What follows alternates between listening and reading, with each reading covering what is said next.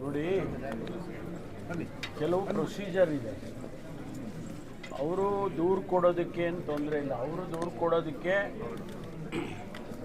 ಕೇಂದ್ರದಲ್ಲಿ central election committee ಇದೆ, commission. ಅವರು ಲೀಡರ್ ಆಫ್ ಅಪೋಸಿಷನ್ ಆಗಿ ಅಲ್ಲಿ ಕೊಟ್ಟರೆ ಅದಕ್ಕೆ ಹೆಚ್ಚು ಮಹತ್ವ ಬರುತ್ತೆ. ಸ್ಟೇಟ್ ಎಲೆಕ್ಷನ್ ಕಮಿಷನ್ ಕೊಟ್ಟರೆ ಇಲ್ಲಿಂದ ಮತ್ತೆ ಅವರು ಅಲ್ಲಿ ಕಳಿಸ್ಕೊಡ್ತಾರೆ ಬಿಟ್ಟರೆ ಇವರೇನು ಕ್ರಮ ತಗೊಳ್ಳೋಕ್ಕೆ ಆಗೋದಿಲ್ಲ ಸ್ಟೇಟ್ ಎಲೆಕ್ಷನ್ ಕಮಿಷನ್. ಅದಕ್ಕಾಗಿ ಇಂಟೆನ್ಷನಲ್ಲಿ ನೀವು ಪ್ರದೇಶ್ ಕಾಂಗ್ರೆಸ್ ಸಮಿತಿಯಿಂದ ಕೊಡಿ,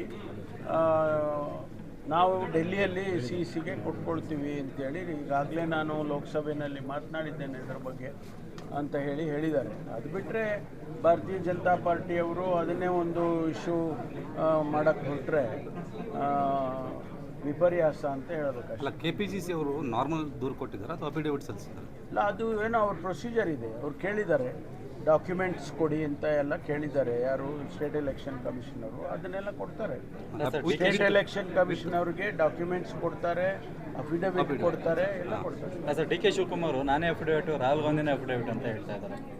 ಈ ಅವರು ಪ್ರೊಸೀಜರ್ ಏನಿದೆ ಆ ಪ್ರೊಸೀಜರ್ ಪ್ರಕಾರ ಕೊಡ್ತಾರೆ. ಅಲ್ಲ, ಪ್ರತಿ ರಾಜ್ಯದಲ್ಲೂ ಈ ರೀತಿಯ ಅಫಿಡೇವಿಟ್ ವಿತ್ ಅಫಿಡೇವಿಟ್ ನನಗೆ ಗೊತ್ತಿಲ್ಲ, ಬಟ್ ಇದನ್ನು ಮುಂದುವರೆದ್ರೆ ಬಹುಶಃ ಎಲ್ಲ ರಾಜ್ಯದಲ್ಲೂ ಮಾಡ್ಬೋದೇನೋ. ಎಲೆಕ್ಷನ್ ಕಮಿಷನ್ ಒಂದು ರಾಹುಲ್ ಗಾಂಧಿ ಸೈನ್ ಹಾಕ್ಬಿಡ್ಬೇಕು ಆರೋಪಕ್ಕೆ ಅಂತ ಒಂದು ನೋಡಿ, ಅವರು ಬೇಕಾದ್ರೆ ಹೇಳ್ಬೋದು. ನಾವು ಪ್ರೊಸೀಜರ್ ಎಲೆಕ್ಷನ್ ಕಮಿಷನ್ ಏನಿದೆ ಅದನ್ನು ನಾವು ಮಾಡ್ಕೊಡ್ತೀವಿ. ಈಗ ರಾಹುಲ್ ಗಾಂಧಿ ಅವರೇ ಕೊಡಬೇಕು ಅಂತ ಏನಿದೆ? ಪ್ರದೇಶ್ ಕಾಂಗ್ರೆಸ್ ಸಮಿತಿ ಅಧ್ಯಕ್ಷರು ಜವಾಬ್ದಾರಿ ಸ್ಥಾನದಲ್ಲಿರ್ತಕ್ಕಂಥವ್ರು ಅವ್ರು ಕೊಡ್ತಾರೆ, ನಮ್ಮ ರಾಜ್ಯದ ಸಂಬಂಧಪಟ್ಟಿದ್ದು. ಈಗ ಅಫಿಡೇವಿಟ್ ಹಾಕಿದ ಮೇಲೆ ಆರೋಪ ಸಾಬೀತಾಗದೇ ಇದ್ದರೆ ದೂರು ಕೊಟ್ಟವ್ರ ಮೇಲೆ ಏನು ಕ್ರಮ ಕೈಗೊಳ್ಳುತ್ತಾ? ಮಾನನಷ್ಟ ಯಾಕೆ ಆ ಥರ ಕೇಳ್ತೀರಾ ನೀವು? ಅಲ್ಲ, ಆ ಥರ ಮಾನನಷ್ಟ ಮೊಕದ್ದಮೆ ಅಲ್ಲಲ್ಲ, ನಮಗೆ ಪ್ರೂಫ್ ಕೊಟ್ಟ ಮೇಲೆ ಅಲ್ಲಿ ವೋಟರ್ಸ್ ಲಿಸ್ಟ್ನಲ್ಲಿ ಮ್ಯಾನಿಪ್ಯುಲೇಷನ್ ಆಗಿದೆ ಅಂತ ಹೇಳಿ ನಾವು ಹೇಳಿದಾಗ ಅದಕ್ಕೆ ಪ್ರೂಫ್ ಕೊಟ್ಟ ಮೇಲೆ ಅದು ಆಗ ಒಪ್ಕೊಳ್ಳೇಬೇಕಲ್ಲ. ಅದು ಆಗೋದೇ ಇಲ್ಲ, ಆಗದೇ ಇದ್ದರೆ ನೀವು ದೂರು ಕೊಟ್ಟವ್ರ ಮೇಲೆ ಕ್ರಮ ಅಂತ ಈಗಲೇ ನಾವು ಹೇಳಕ್ಕೆ ಬರೋದಿಲ್ಲ. ಬಿಹಾರ ಎಲೆಕ್ಷನ್ ಮುಂದಿಟ್ಕೊಂಡು ಈ ರೀತಿ ಮಾಡ್ತಾ ಇದ್ದಾರೆ ಕಾಂಗ್ರೆಸ್ನವರು. ಬಿಹಾರದ್ದು ಒಂದೇ ಎಲೆಕ್ಷನ್ ಅಲ್ಲ, ಇಡೀ ದೇಶದಲ್ಲಿ ಅನೇಕ ಎಲೆಕ್ಷನ್ಸ್ ಆಗ್ತವೆ. ನೆಕ್ಸ್ಟ್ ವಿದಿನ್ 1 ಇಯರಲ್ಲಿ ಇನ್ನೂ 5-6 ಸ್ಟೇಟಲ್ಲಿ ಎಲೆಕ್ಷನ್ಸ್ ಬರುತ್ತೆ, ಮುಂದೆ ಪಾರ್ಲಿಮೆಂಟ್ ಎಲೆಕ್ಷನ್ಸು ಬರುತ್ತೆ. ಅದಕ್ಕೂ ಕೂಡ ಈಗಲಿಂದನೇ ನಾವು ಅವರಿಗೆ ಎಚ್ಚರಿಕೆ ಕೊಡಬೇಕಲ್ಲ. ವಿಧಾನಸಭಾ ಎಲೆಕ್ಷನಲ್ಲಿ ಕೂಡ ಈ ರೀತಿ ಆಗಿದೆ. ಅಂದರೆ ಕಳೆದ ವಿಧಾನಸಭಾ ಎಲೆಕ್ಷನ್ನಲ್ಲಿ ಕರ್ನಾಟಕದಲ್ಲಿ 2023ರಲ್ಲಿ ಅಲ್ಲೂ ಕೂಡ ಈ ರೀತಿ ಆಗಿದ್ದು ಆ ಥರ ಡೌಟ್ ಇದೆಯಾ? ಅಲ್ಲ, ಅದನ್ನು ನೋಡೋಣ ಆಮೇಲೆ. ಈಗ ನಾವು ಕೆಲವು ಪಾರ್ಲಿಮೆಂಟ್ ಎಲೆಕ್ಷನ್ನಲ್ಲಿ ಕೆಲವು ಕ್ಷೇತ್ರದಲ್ಲಿ ಆಗಿದೆ ಅಂತ ಹೇಳಿ ಮೇಲ್ನೋಟಕ್ಕೆ ಆಗಿರುವಂಥ ಇದು ವಿಚಾರದಲ್ಲಿ ಕೊಟ್ಟಿರ್ತೇವೆ. ಸರ್, ಒಳ ಮೀಸಲಾತಿಗೆ ತಮ್ಮ ವಿರೋಧ ಇದೆ ಅಂತ ಹೇಳಿದ್ರು. ಯಾವನ್ರಿ ಹೇಳಿದ್ದು? ಯಾವನು ಹೇಳಿದ್ದು? ನಾವೇ ಮಾಡಿ ನಮ್ಮನ್ನೇ ವಿರೋಧ ಮಾಡಿದ್ರು ಅಂತ ಹೇಳಿದ್ರೆ ಹೇಳಿದ್ದು ಹೇಳಿ ನೋಡೋಣ. ಕೊಟ್ವಿ. ಯಾರಿಗೆ ಹೇಳಿದರು ನಿಮಗೆ? ಆ ಥರದ್ದು where is the source for you? ನಿಮಗೆ ಯಾರು ಹೇಳಿದರು? Don't ask such silly questions. ನಿಮಗೇನಾದರೂ ಸೋರ್ಸ್ ಇದೆಯಾ? ಇದ್ರೆ ಹೇಳಿ. ಅಲ್ಲ ರೀ, ಪ್ರಶ್ನೆ ಕೇಳಬೇಕಾದ್ರೆ you must have some sources. ಸುಮ್ಮನೆ ಕೇಳಿಬಿಡೋದಲ್ಲ. ಇದ್ದರೆ ನಿಮ್ಗೆ ಹೇಳಿ. ನಾವು ಸರ್ಕಾರ ನಾವೇ ಕಮಿಷನ್ ಮಾಡಿದ್ದೀವಿ, ನಾವೇ ಕ್ಯಾಬಿನೆಟಲ್ಲಿ ಡಿಸಿಷನ್ ತಗೊಂಡಿದ್ದೀವಿ, ನಾವೇ ಇಲ್ಲಿ ಇಂಪ್ಲಿಮೆಂಟ್ ಮಾಡ್ತೀವಿ ಅಂತ 100 ಸರಿ ಹೇಳಿದ್ದೀವಿ. ವಿರೋಧ ಇದೆ ಅಂತ ಹೇಳಿದ್ರೆ ಈಗ ಮೊನ್ನೆ ನಾರಾಯಣಸ್ವಾಮಿ ಅವರು ಮತ್ತು ಮಾಜಿ DCM ಇವರೆಲ್ಲ ಬಂದು ಪ್ರೆಸ್ ಮೀಟ್ ಮಾಡಿದ್ರು. ಅವ್ರು ಏನಾರ ಹೇಳ್ಕೊಳ್ಳಿ, ನಮ್ಗೆ ಗೊತ್ತಿಲ್ಲ. ತಮ್ಮ ಹೆಸರನ್ನು ಪ್ರಸ್ತಾವ ನೋಡಿ, ಅವ್ರು ಹೇಳ್ಕೊಂಡಿದ್ದಕ್ಕೆ ನಮಗೇನು ಗೊತ್ತಿಲ್ಲ. ನಾವು ನಮ್ಮ ಬದ್ಧತೆ, ಚಿತ್ರದುರ್ಗ ಡಿಕ್ಲರೇಷನ್ ಮಾಡಿದ್ವಿ ಒಳ ಮೀಸಲಾತಿ ಮಾಡ್ತೀವಿ ಅಂತ. ಆನಂತರ ಸರ್ಕಾರದಲ್ಲಿ ನಾನೇ ಮ್ಯಾನಿಫೆಸ್ಟೋ ಬರೆದವನು, ನಮ್ಮ ಪಕ್ಷದ ಮ್ಯಾನಿಫೆಸ್ಟೋ ಬರೆದವನು, ಅದರಲ್ಲಿ ಸೇರಿಸಿದ್ದೀವಿ ಒಳ ಮೀಸಲಾತಿಯನ್ನು ಅನುಷ್ಠಾನ ಮಾಡ್ತೀವಿ ಅಂತ ಬರೆದಿದ್ದೀನಿ. ಅದರಲ್ಲಿ ಕಮಿಷನ್ ಮಾಡಿ ಅದಕ್ಕೆ ಕೋರ್ಟು, ಹೈಕೋರ್ಟ್ನಿಂದ, ಸುಪ್ರೀಂ ಕೋರ್ಟ್ನಿಂದ ಡೈರೆಕ್ಷನ್ ಬಂದ ಮೇಲೆ ಡೇಟಾ ಎನ್ಯುಮರೇಟ್ ಮಾಡಬೇಕು, ಡೇಟಾ ಸರಿ ಇಲ್ಲ ಅಂತ ಅವರು ಡೈರೆಕ್ಷನ್ ಕೊಟ್ಟ ಮೇಲೆ ಮಾಡಿದ್ವಿ.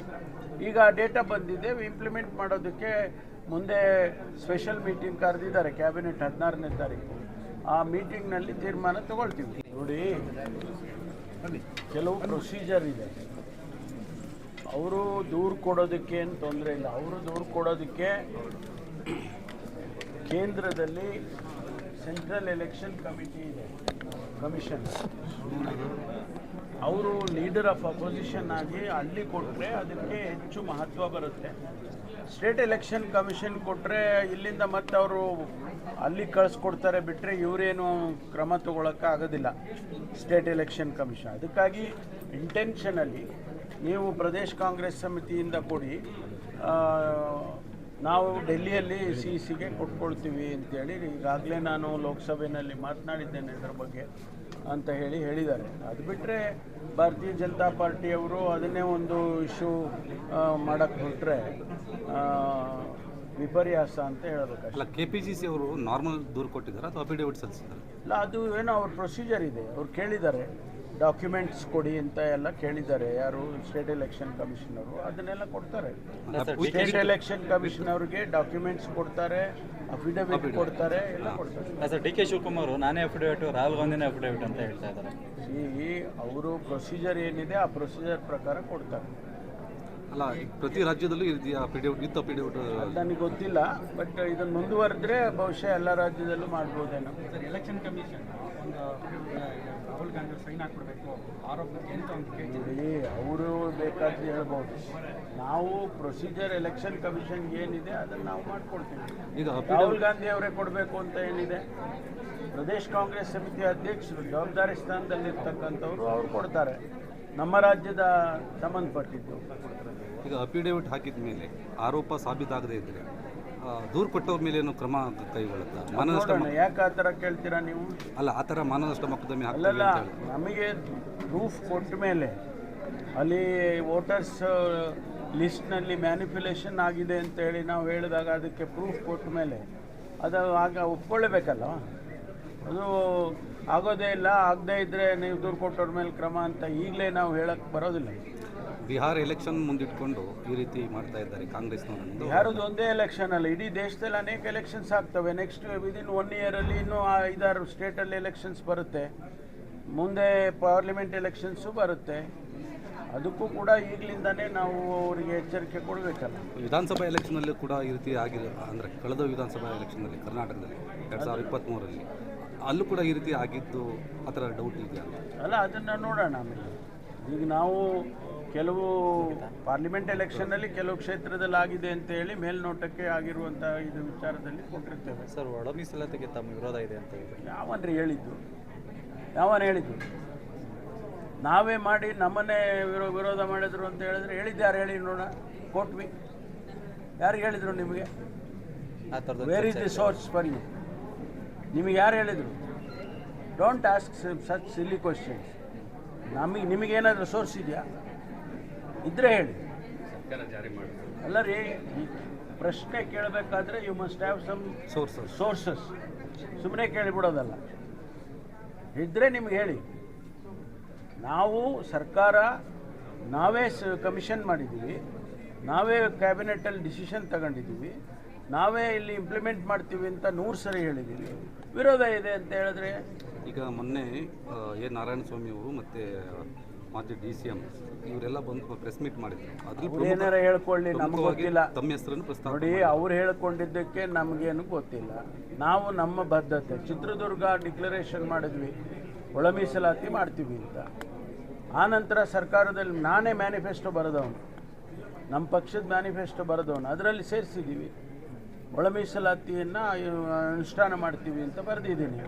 ಅದರಲ್ಲಿ ಕಮಿಷನ್ ಮಾಡಿ ಅದಕ್ಕೆ ಕೋರ್ಟು, ಹೈಕೋರ್ಟ್ನಿಂದ, ಸುಪ್ರೀಂ ಕೋರ್ಟ್ನಿಂದ ಡೈರೆಕ್ಷನ್ ಬಂದ ಮೇಲೆ ಡೇಟಾ ಎನ್ಯುಮರೇಟ್ ಮಾಡಬೇಕು, ಡೇಟಾ ಸರಿ ಇಲ್ಲ ಅಂತ ಅವರು ಡೈರೆಕ್ಷನ್ ಕೊಟ್ಟ ಮೇಲೆ ಮಾಡಿದ್ವಿ.